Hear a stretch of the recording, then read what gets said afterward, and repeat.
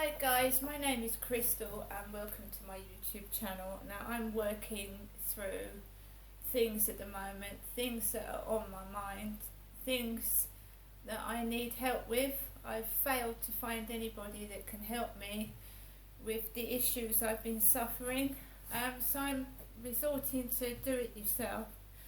Alexa, what's the time please? It's 3:36 p.m. I have a few problems. The first problem is that I can't say no to people.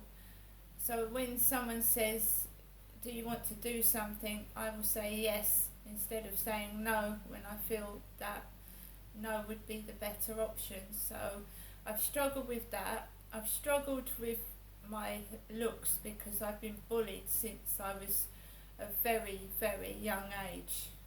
My dad called me names. He made awful nasty comments about the way I looked as a child, and it's had an adverse effect on my life. So I went looking in the library for books to help on. I also suffer from severe depression. So this is Cognitive Behavioural Therapy for Dummies, the second edition, by Rena Branch and Rob Wilson.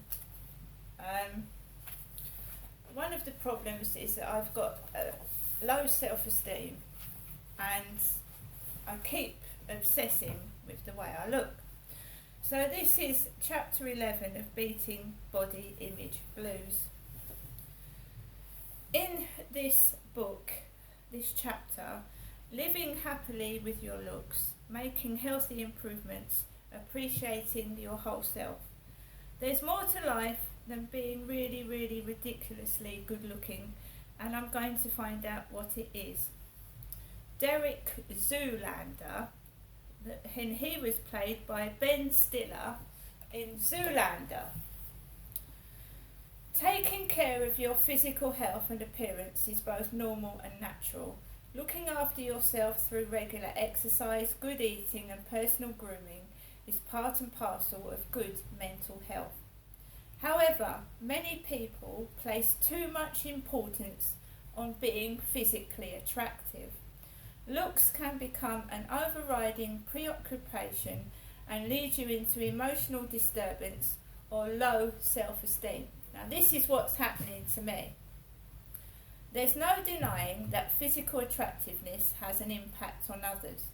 First impressions are often based on how you look in combination with how you behave.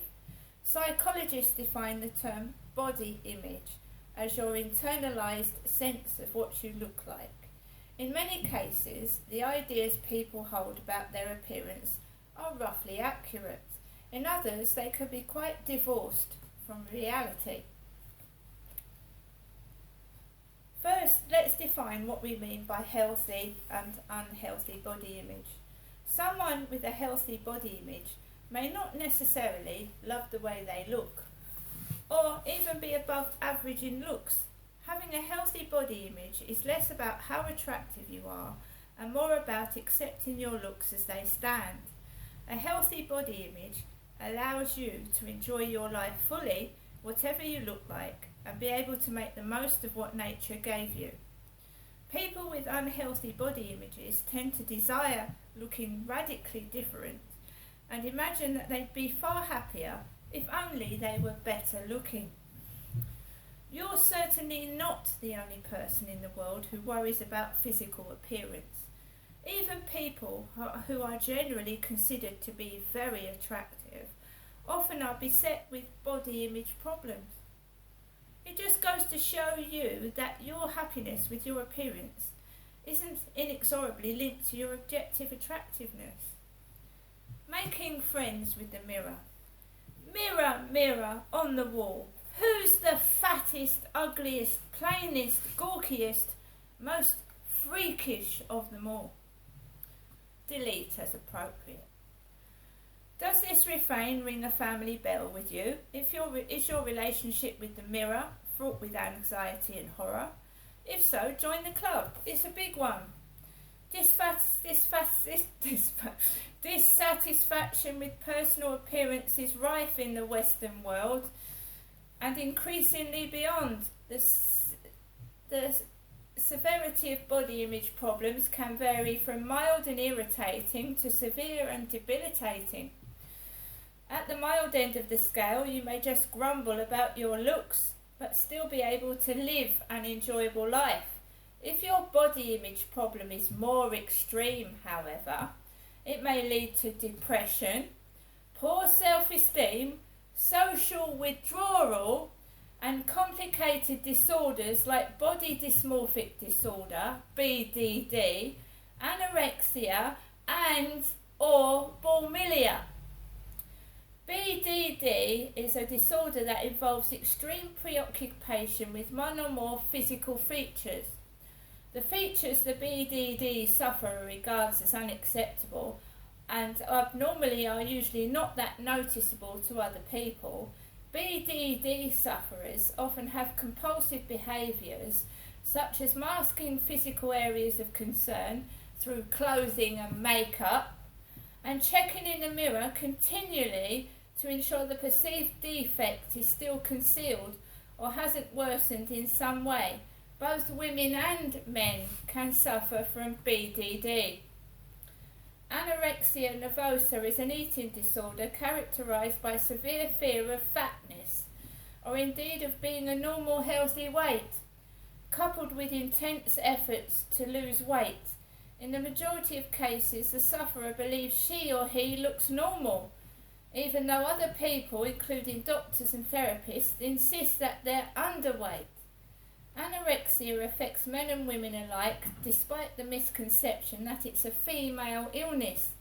Typically, sufferers will have elaborate rules and rituals about food that enable them to restrict calorie intake. Efforts to lose weight include severe restriction of food intake, excessive use of laxatives, over-exercising and vomiting after eating.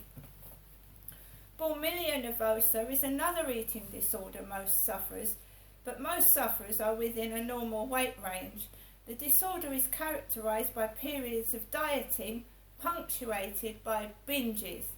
Typically, an individual will consume over the recommended daily intake of calories in one binge eating episode.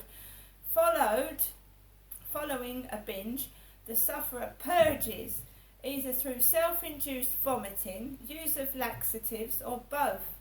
Like anorexia, bulimia is also often considered a woman-only problem.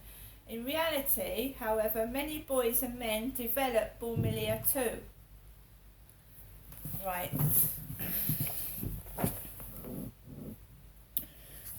Alright, I've got enough time to read this section. Do I have a serious body image problem? Do you think that you have a particular physical feature that's abnormal, defective, or ugly? This feature may be anywhere on your body. Remember that your perception of this feature is what counts here, even if others disagree with you about it. Consider your responses to these questions. Has a close friend, family member, or health professional told you that your concerns about your feature are groundless and there's nothing noticeably different or wrong about the way you look? Do you continue to be distressed about and preoccupied with your feature despite assurance from friends, family members and doctors? If you add up all the time you think about, worry about or check your feature of concern in one day, see, it could be your nose. Does it amount to 1 hour or more? Do you worry about your nose for over an hour or more, or whatever's worrying you? Do your specific worries about your physical feature prevent you from socialising or stop you from forming intimate relationships? If you answer yes to any 4 out of the 5 questions listed above, you may have some degree of BDD. Disorder-specific CBT treatment can help you. A professional psychiatric assessment may also be useful. Discuss the issue with your GP and ask for a referral. Even if you think your problems are at the mild end of the spectrum, we advise you to err on the side of caution and get a medical opinion anyway. Now, I've personally sought help for problems about bullying about my face. My nose in particular and my teeth.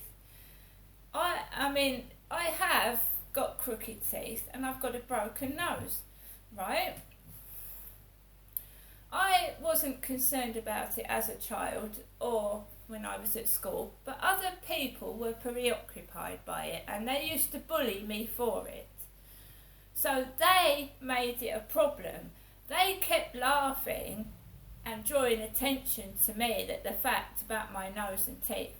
And therefore I got this from other people, keep on and on and on, laughing and bullying me until I kept focusing on it. Now I have a problem where I believe I've got BDD. And I've been to therapists and I've talked over the phone. I said, people are saying I'm ugly. They're sending me emails saying I'm fat and ugly and I can prove it, and text messages. And after I put the phone down and went outside, there would be rings of laughter, girls giggling, probably not connected, because I said I thought people were laughing at me over the phone to an online therapist. So I'd go outside after talking online to my therapist, and there would be rings of laughter from girls outside, or when I was walking down the road. I just walked past and someone would randomly laugh out loud. And I took it personally. Now, I couldn't care less now. I don't care less, because I'm trying to understand why I've got this huge problem when I go outside and see other people with problems and they couldn't care less. Someone may be excessively large. Someone might have a really long nose. They might have, disfigurements, and they have not got a problem. But people love drawing attention to me about mine. See you later.